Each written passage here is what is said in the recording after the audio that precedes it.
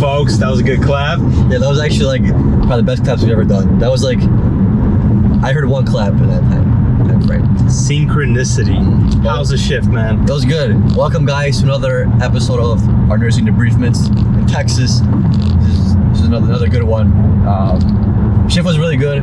Actually, we're just coming off our 3 in a row, and on my third shift, kind of sucks because I got floated to the ER, and it kind of sucks getting floated on your third shift in a row because you're aiming for getting your patients back. So I was a little disappointed, but it was a good experience in the ER. I've never worked in the ER before. I had clinicals in the ER, but I've never been there after I graduated. So it was pretty cool. I was there probably some 8, 9, 10, 11, 12, like half my shifts, about 6 hours.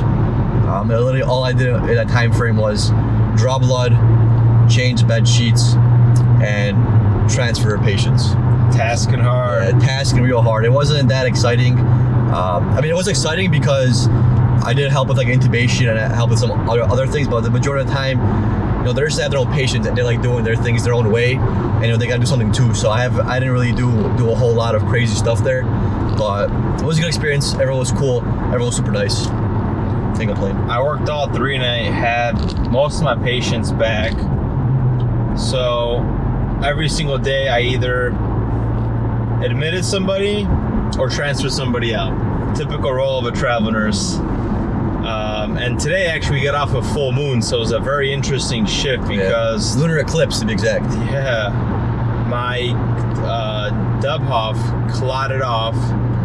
So you know how like you could insert meds into the Dubhoff port? Mm-hmm. So for some reason it's been used so much that it started leaking out of that port. Oh damn. So I noticed it like an hour when I came back, and freaking her hand is wet and stuff. So I try to start the tube feeds again. Couldn't work.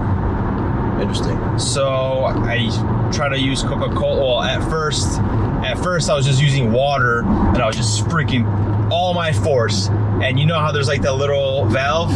Forgot about it. Shit. Oh man, all over my left side. I'm like, god damn. What are those, dude? I use Coca-Cola, try to do that. I get some pancreolipase, which was weird because it's like in a pill, and I put it into hot water and it's like 12 beads. I'm like, how is this supposed to dissolve my freaking my clog? Didn't work, man. So I asked to charge because I don't want to leave it. It kind of looks bad. But since she's prone, they just said to leave it. Maybe they'll supine her again and worry about that. So because it's really hard to put in a DSP. Right, it's really hard to put in a Dubhoff when they're prone because like you got that pressure going on the chest. It's almost impossible. Yeah, exactly. You don't want to like hit the lung and burst it, or you know, God forbid she has something going on in esophagus or something and mess it up. Yeah. Plus they're supine, so her head is tilted. There's a saline bag underneath her neck. There's just too much going on. Yeah, that's high risk. That patient's a mess. Low key, that patient's a mess. But I don't like how like the attachments to the Dubhoff are here. Because the ones I'm used to, they have like a little stopcock, and it's like a hole here. Here you can just jab in the like whatever that the syringe is. It's like an A-line thing where you just jab it and then you pull it out, and it's like it creates a seal again. It's pretty interesting. It's pretty interesting, but like you know, like you said, yours was leaking. So you know, eventually that's gonna happen from use and stuff. But like my shift these past 3 nights, I had an actually interesting case. One of the patients that I had, they actually went in for a elective biopsy in the lung, and it ruptured. During the biopsy, like it ruptured, and it couldn't stop the bleeding. So I sent her to the ER. What's actually interesting about her case too is that she has some like congenital defect, so her vasculature was a little bit different, like from a cardiac standpoint, a respiratory standpoint. So that's why they couldn't stop that bleeding.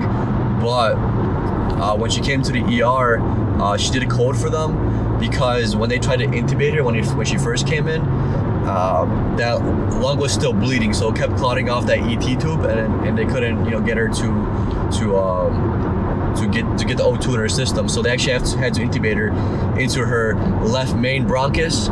So like typical chest tube like sits right above the carina in your, not chest tube but an ET tube sits right above the carina. This one was actually in the left main stem. So her tidal volumes were actually super low, like 220, and I've never seen that before. And I found that to be very interesting. And actually when I had When her. you listen to her breath sounds, were they equal or just diminished on one side? So the the left one you can hear fine, but the right one, you can only hear the uppers. You couldn't hear the lower lobes, which is actually really cool too. And then when I came back the next night, there was a whole ordeal going on because they took her to IR and tried to like embolize or figure out what's going on with the other lung.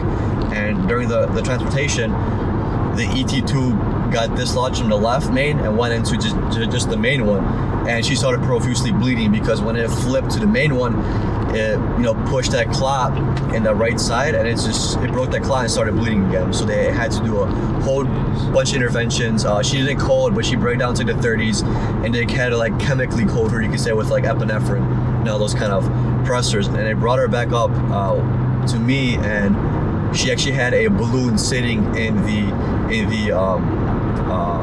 right lung to like prevent any kind of, you could say, air going into it, you could say, and to hold pressure on the clot, almost like the esophageal varices when they had that balloon there, the balloon tamponade. It was kind of similar to that. That's supposed to sit there for like 5 days, and hopefully it'll fix itself. But in her case, they're saying that they think it might not resolve, so she might actually need a lumpectomy. So it's like crazy that A whole lumpectomy? yeah, lumpectomy, yeah. So or luminectomy it's called.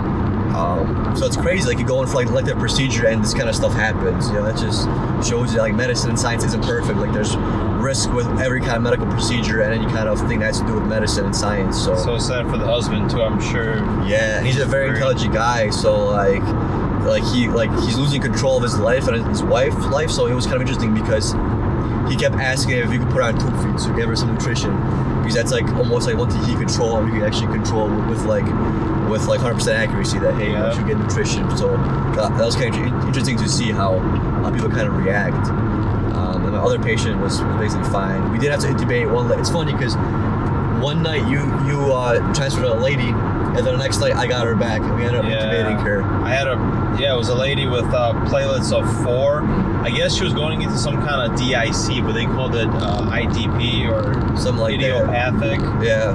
And she was just a med-surg patient, but they sent her up on 15 liters non-rebreathers. So I don't know if she was a candidate for the floor. Yeah. So I mean, she came in and it was cool when we were intubating her. When the NP was intubating her, the ANP.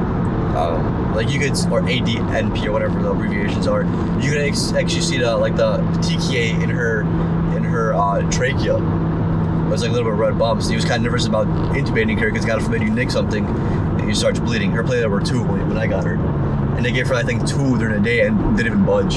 Yeah. So wild times. And to end my 3 in a row, I had a patient I was transferring out that decided to, when I was busy with my other patient, and I turned off his bed alarm because I trusted the guy because he was med-surg, but he took off his stuff and walked into the sink and just took a piss. Yeah, what are those, Leaked all over his freaking socks, leaked all over the floor. I'm like, God damn, what's going on, man? Dude, and that's how it is. Like, you turn a bed alarm off like one time probably in like the last 3 years of your nursing career, and the guy happens to piss in the sink. Then you wonder why I got trust issues around here. Right. That's crazy. Maybe because of the lunar eclipse, shit was going down. I mean, he forgot where he was. I didn't give him any narcotics or anything. Damn. I have to blame it on the moon in this case, man. And my 2 feet explosion. Dude. Such a random end to the 3 in a row. Right. I'm trying to think of anything else that happened cool. I think that's about it on my end. One thing is interesting here is just advancement of care. I feel like they're very neglecting their patients as far as like my patient. Remember I asked you about the PICC line, A-line? Didn't get neither. Shit, nothing, dude. Nothing. Damn. They said they can't get a PICC in her. So PICC team did come and try to do it. Didn't work out. A-line, I talked to him in respiratory. He said, yeah, it's really rare. And then he's like, they could just keep charging for these ABGs. I'm like, yeah, that's one way to look at it too, So yeah, it's shitty because I remember in Chicago, like when I used to work there, as soon as we got a patient, with any kind of heart hypertension issues or hypotension, it was always A-line and a central line right off the bat.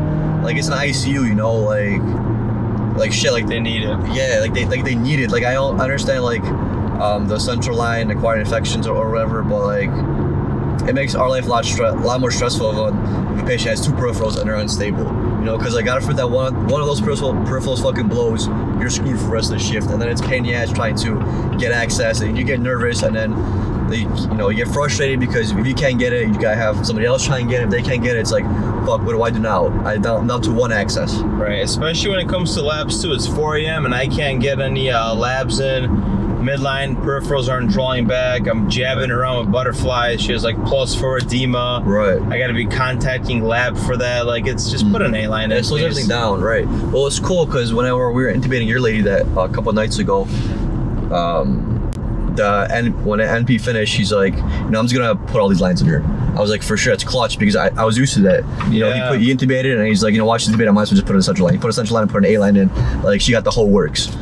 You know, so because he was like, I don't want to come back and have any kind of issues. And I was like, thank you for sure. It's clutch. It's the way to handle it, right? Yeah, like his ICU. If we're not using the central line, we can just always pull it. But it could be there just for reinforcement. Yeah. Another thing is, these intensivists aren't the best from all the other facilities we worked at, where goals of care aren't being addressed properly. That's my thing, because I keep having the same patient as my second week with her, and families like delusional, like they keep praying onto things. Honestly, she can't even be supine anymore. She's prone for a couple of days now. She's on nitric oxide, 12 a peep. Like, where are we going with this? Right. It's sad, but it is what it is. Yeah, you're definitely right on the care part. I feel like everything's like slow. Like, everyone's slow to do things, And I even talked to an older nurse that's experienced, and she told me, "Yep, welcome to insert hospital name." I'm like, So yeah. But maybe because we're used to like these, you could say more like these teaching hospitals. So maybe that's why. Because in teaching hospitals, they do everything right away because they have residents and all that shit. So they don't mind doing it for the experience. Straight business. There's no sugar coating. Yeah. Let's get palliative involved. It's really interesting. All right, let's wrap this one up. Yep. Thank you guys for tuning in. Make sure you like, comment, subscribe, show it to your family member, show it to your friends, and drop a comment if you want us to talk about anything specific. Peace and love.